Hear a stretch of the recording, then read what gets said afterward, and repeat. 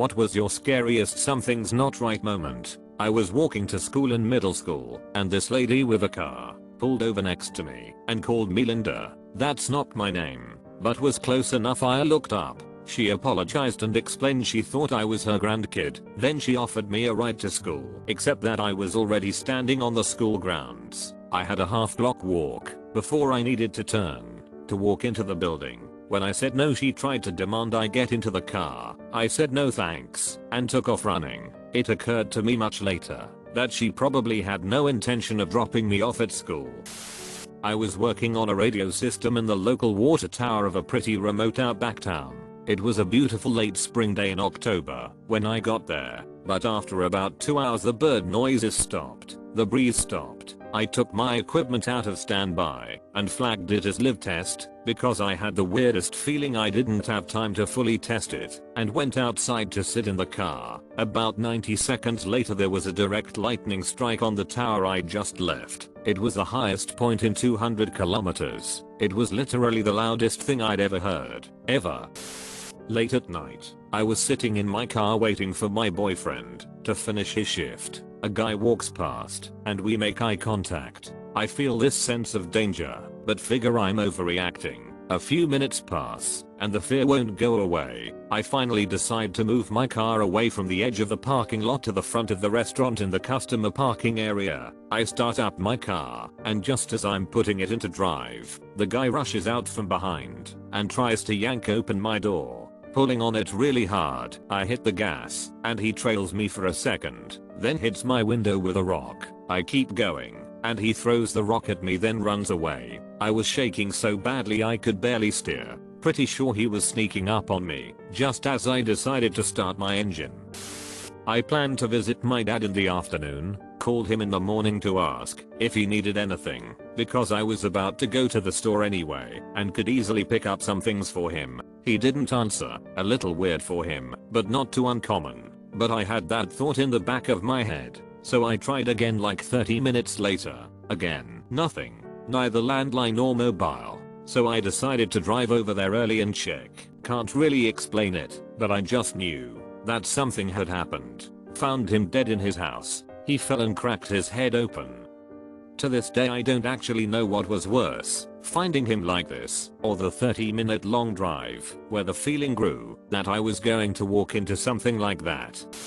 I was living about 5 hours away from my parents, and spent Easter with them. The plan was to take Monday off work and drive back that day, but for some reason, I decided to go back on Sunday night. Woke up about 3 to a weird noise and hit the touch lamp next to my bed. It made a loud popping sound, and turned off. Thinking something isn't right here. I got up and grabbed the bedroom door handle. It was so hot that I immediately pulled my hand back. As it turned out, my entire apartment was in flames. My living room caught fire from a faulty electric outlet and it spread to the dining room by the time I got up. The only ways out were through the living room to the front door, or through the dining room and kitchen to the back door. I used whatever strength I had to shove my headboard away from the window, broke the window out with my glass, and just screamed. My landlord was letting a guy legally live in a storage room. He heard me and ran right down the block to the fire station. They actually got me through the window and then put out the fire. I was hours away from my family, had no money or ID, lost my cell phone and car keys in the fire, and it was only like 4 am. I ended up losing pretty much everything. My neighbor was nice enough to let me shower at her place and give me some clothes until my parents made the drive. It wasn't me that noticed something's not right. Once a woman came up to me on a train that I had gotten on and said, "I just wanted you to know that man there is following you." And he was. He followed me in a quiet way when I changed trains and I ended up asking a cop to walk me home. It was one of the creepiest experiences of my life. In hindsight I shouldn't even have gone home. I'm pretty sure he stopped following me when I spoke with the police officer, but still. I got home from work, and as soon as I stepped out of my car something felt off. My upstairs neighbor left his dog out, which wasn't super uncommon, but she was acting strange, which just added to my weird intuition. Normally she's super excited to greet you, but this time she just sat by his door. About 20 minutes pass, and I can't shake the feeling I decide to go to his door and see if he wants to come down for a drink. As I approach, I notice his dog made it inside, but now she's barking non-stop. I knock and I knock until I'm pounding on his door. I jiggle the handle and it's locked. I run down and through my house to a back stairwell that connects our residences. I opened the door to his apartment and he's overdosing on Percocet, convulsing on the ground, struggling to breathe. M said if they had been called 10 minutes later he might not have survived. I video called my sister an hour after she had a baby. She picked up and just said I don't feel good, but something was bone-chillingly off about it. An hour later she was hemorrhaging and all her stats were in a free fall. Turns out she had a major complication that the doctors missed. The scariest time of my life. She spent 3 weeks in the hospital, but eventually made a full recovery and the baby was healthy and is currently climbing on me as we enjoy Christmas together. That was 2 years ago, but I still remember the exact look in her eye when she said I don't feel good. Gives me chills even today. When I was 10 years old, my grandma was watching my younger siblings and me while our parents were at a weekend-long work conference. We were sitting in the living room eating pancakes, and my siblings were watching cartoons while I read the newest Harry Potter book, which had just come out the day before. My brother asked my grandma for more pancakes and she started to get up. I was only half paying attention because I was engrossed in my book, but out of the corner of my eye, I felt like she was taking longer than usual. She tried to get up, but her leg wouldn't move. She tried to pick it up with her hands, but one of her hands wouldn't move. I knew something was wrong, and I put down my book. Then she fell out of her chair onto the floor. I screamed and she tried to tell me that she was fine. Her leg had just fallen asleep and she tripped, but her voice was coming out all slurred, and only half of her face was moving. I recognized signs of a stroke from the babysitters club. I ran into the kitchen. She had no cell phone back then, and called 911. Well, first I called my best friend, the only phone number one could remember, and asked her mom if I need to dial an area code before 911. Then I called 911. Meanwhile, my siblings got the handyman who was mowing the backyard to come in and help out. The ambulance arrived and they took her to the hospital, and I don't remember much else. My best friend's mom must have somehow gotten hold of my parents because they did eventually show up at the hospital. But here's the good news, because she was treated so quickly, she made a full recovery and is still alive and in good health almost 20 years later. During the UK's first lockdown I hadn't seen my dad, who lived on his own for 3 months, but we spoke on the phone every day religiously. One night whilst I was drifting off to sleep at 2 AM I suddenly started feeling overwhelming anxiety, sweating and just feeling like something was off. I could not get back to sleep due to worry, so I decided to ring my night owl dad as I knew he'd be up and answer the phone. But to my surprise, no answer. I woke my partner and told him something was really off, and my dad hadn't answered his phone, which had my anxiety running tenfold at this point. He suggested if he still hadn't answered the phone in the morning we would drive over and check on him. However, I could not shake this feeling, so at 3 AM my partner and I got in the car and drove 3 hours to my dad's home. When we arrived at my dad's house I walked in to find my dad staring at the wall, grey/yellow in color, slurring his words and utterly confused about where he was. I immediately phoned an ambulance, and he spent the next 4 weeks in hospital with acute kidney failure from undiagnosed end-stage liver cirrhosis. I'll never forget the doctor telling me if I had arrived at his home a few hours later I would have been calling an undertaker and not an ambulance. Due to the sudden and random confusion caused by cirrhosis, he genuinely believed the TV remote was his phone, hence why he couldn't seek treatment. Kidney failure comes on so rapidly that the two together are fatal within hours, so me turning up that morning was crucial to him getting the treatment at the right time. As I'm typing this, my dad is driving over to my house to spend the Christmas here with us, and the cirrhosis symptoms remain under control. A happy ending. Sometimes anxiety can be a life-saving gift. I had just parked my car at work and had gotten out and was walking around to my trunk when I noticed a jogger in the parking lot I didn't recognize. Before and after work we see quite a few people jogging/walking from the other businesses in the office park, so it's not an unusual sight. But this guy made me feel like I shouldn't turn my back to him for some reason. He wasn't acting off or anything to make me feel that way at all. So I'm now digging through my trunk and my lunch has rolled to the back, and my little stubby arms can't reach it from standing, and I know I'll have to lean way into my trunk to get it. I start to lean, and I'm still watching the jogger out of the corner of my eye, and see him stop jogging, and start sneaking along the line of cars leading to mine. In hindsight I should have slammed my trunk shut, and sprinted for the front door. What I did was square up, and face the direction he was coming from, and yell good morning. Can I help you? When he slunk around the sub next to my car, he was surprised and turned and ran away. A second later one of the managers came barreling out the front door towards me yelling for me to get inside, there's a predator in the parking lot. We never saw the dude again, but I made sure everyone was on the lookout for him. I know better than to play on my phone in parking lots. Who knows what would have happened if I'd been distracted? Would the manager have made it outside in time? I think about it time to time even though it's been like 6 years or so. Our work parking lot is very safe. I've never even heard of someone having stuff stolen out of their unlocked cars. It took a long time for it to feel safe again.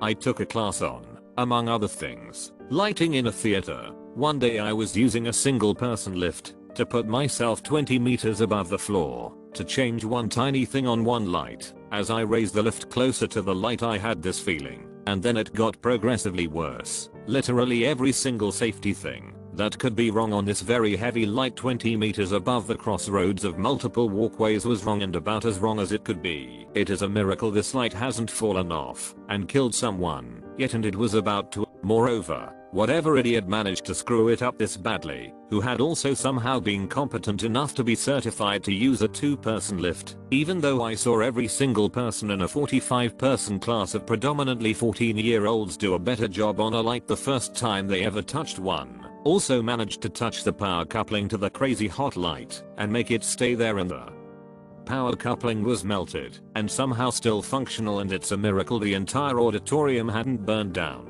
Whenever this idiot did this, it was extremely scary to me, as I've been doing extracurriculars in that auditorium for the past 9 years, and I don't think this light had been touched in 9 years. So every one of the thousands of times I had used that path, my life had been in danger. Well, I fixed the light, so it's safe now, and had every single other light in the auditorium checked so it wouldn't be possible for another light done this badly to continue like this. Every other light in the auditorium was perfectly fine.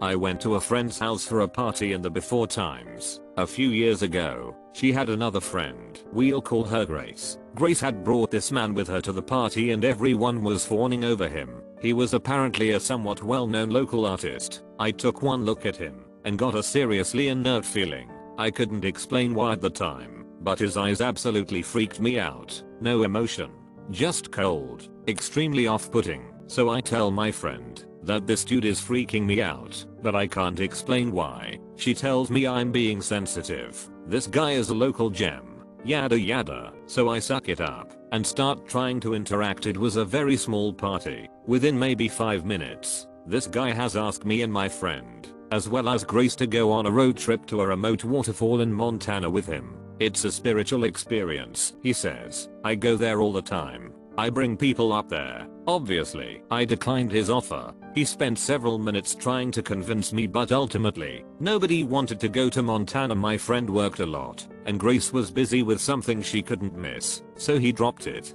Grace continued seeing this guy, and out of nowhere he flipped a switch and started beating her. She broke it off with him, and he would drive in circles around her apartment, calling her and leaving messages that he was going to kill her. She had to call the police and have him detained and move to another city overnight to get away from him. I've never been more sorry to be right. Thankfully, Grace is happy and safe now. One day I was in a parking garage across the street from a courthouse. After filing a document, I'm a paralegal. As I'm me, I get off the elevator, where I think my car is parked, and it's nowhere to be found. This is not unusual, so I start wandering around pushing the button for it to beep. After about a minute of wandering, I notice a guy walking around too. He doesn't appear to be following me, but he's giving me the creeps anyway, so I keep an eye on him. There is no one else on that level except him and me. Finally, I determine that my car must not be on that level and get in the elevator to go down a level. I get off the elevator and keep an eye on it for a second. The guy doesn't appear, so I brush it off as my paranoia. I start walking around pushing the button again. Then, as I turn the corner, there's the guy again. So, this time I know he's following me. I head for the elevators. Then I notice that he's heading that way too, and is on par to cut me off. And I start to panic. Again, we are alone on the level. Just then the elevator doors open and two guys in suits get off. I run up to them and say, there you guys are. I've been looking for you all over this level and the one above. Where the hell did you guys park? And I laugh. The guys kind of look at me weird, but to their credit, they don't even blink. And one of them responds with, oh, sorry, we're on this level, but we brought Tom's car instead of mine. And I forgot to tell you, we are parked over here. And they lead me away. I see the guy that had been following me stop, stare, then start down the stairs beside the elevator. Once he leaves, I tell the guys what had happened, and they help me find my car. It was on the first level. I just never got close enough to hear it beep, and I was safe. To this day I know that guy was waiting for me to find my car, so he could do something nefarious. I avoid parking garages at all costs now. If I'm forced to park in one, I take a picture of where I park, so I don't get lost anymore. I also carry pepper spray on my keychain.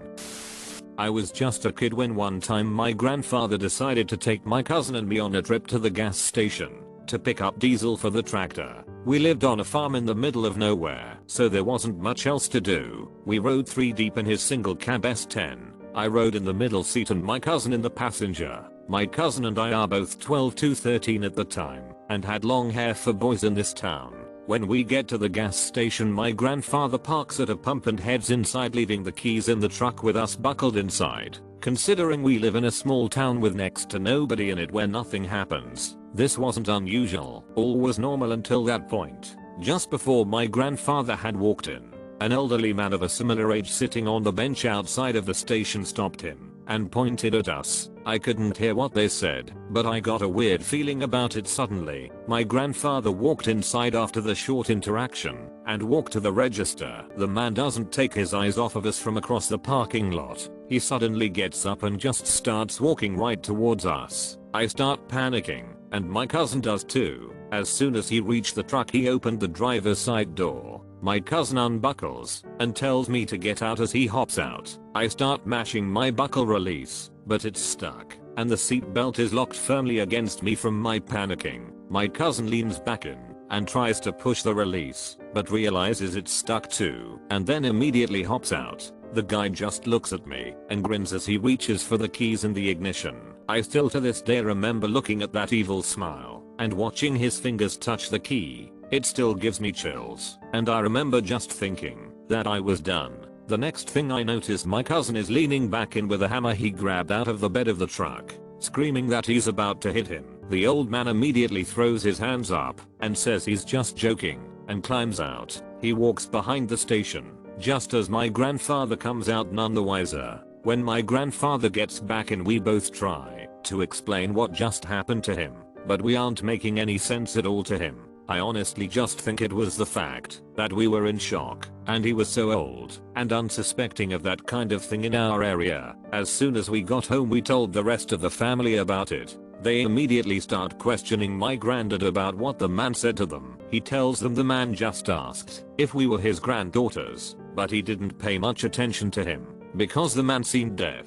This old creep thought we were 2 little girls and planned on abducting us. If my cousin hadn't been so fast on his feet, I'm not sure I would be here to tell this story. This scarred me for life. I remember it all so well. I was completely terrified and cried the whole way home as my cousin held me. This guy just looked at me and smiled like he was enjoying my sheer terror. It was nothing short of pure evil. I still dream about it from time to time. To be honest, as soon as my grandfather put it all together, he got all the men in my family to grab their guns and immediately drove back to the gas station. They called the police and we searched the area for him for about an hour before the police showed. He was never caught. I hope to God that he's rotting in a ditch somewhere. I probably shouldn't feel this way, but part of me wishes my cousin had beat him to death with the hammer. I would have got more sleep over these past 10 years since it happened.